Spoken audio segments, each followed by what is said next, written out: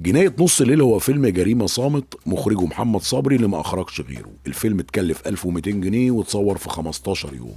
الشركة ما قدرتش تعرض الفيلم في أي دار عرض رئيسية، فتعاقدت مع سينما فاروق الكبرى اللي في العتبة الخضراء عشان الفيلم يتعرض. ده حسب المصادر اللي قالت إنه كان في أكتوبر 1930.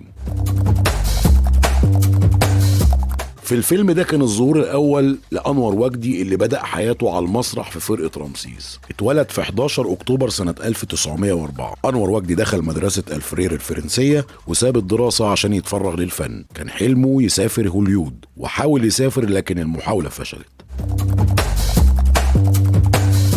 اتردد على شارع عماد الدين وبدأ يلف على المسارح جايز تجيله فرصة. بالفعل أنور وجدي قدر ينضم لمسرح رمسيس مع يوسف وهبي واشتغل في الإذاعة مؤلف ومخرج. واحدة واحدة بدأ ياخد أدوار رئيسية. اتنقل لفرقة عبد الرحمن رشدي وبعدها الفرقة القومية اللي كان بيقوم فيها بأدوار بطولة، واتشهر بدوره في مسرحية البندقية. قرر أنور وجدي يسيب مجال المسرح ويتفرغ للسينما.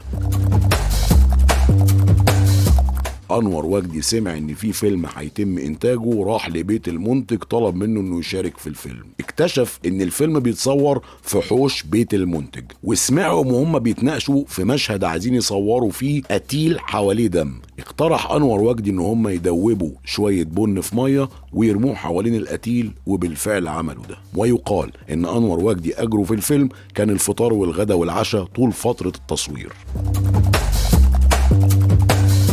قصة الفيلم: الأحداث بتدور حوالين قصة حب وصراع بتأدي في الآخر لجريمة قتل. بالنسبة لقصة الفيلم حسب بعض المصادر اللي بتقول إن مفيش ملخص محدد للفيلم في أي مرجع بيوثق الفترة دي، بس من خلال التعليقات والآراء قدروا يوصلوا في علاقة حب بتربط ما بين أمينة وفخري اللي والدتها مدام زينب بتوصي إن أمينة لازم تتجوز شاب اسمه أحمد كشرط إنها تورثها، وده بيخلي أحمد يقتل مدام زينب وياخد أمينة يتجوزها. ضابط مباحث بيقدر يوصل للحقيقة في قضية قتل زينب وبيقبض على أحمد، وبتنتهي قصة الحب اللي ما بين أمينة وفخري بالجواز. الفيلم إخراج محمد صبري وإنتاج شركة النيل. حسب الأقوال بتقول إن الفيلم مش موجود في قوائم الأفلام المعروضة، وإنه سقط أو اختفى من خريطة السينما، وإن كمان تاريخ العرض مش مؤكد. للأسف في أفلام كانت بدايات صناعة السينما في مصر لكنها سقطت، يا ضاعت يا اتحرقت يا إما تم تجاهلها. أيا كان السبب النتيجة واحدة. تابعونا.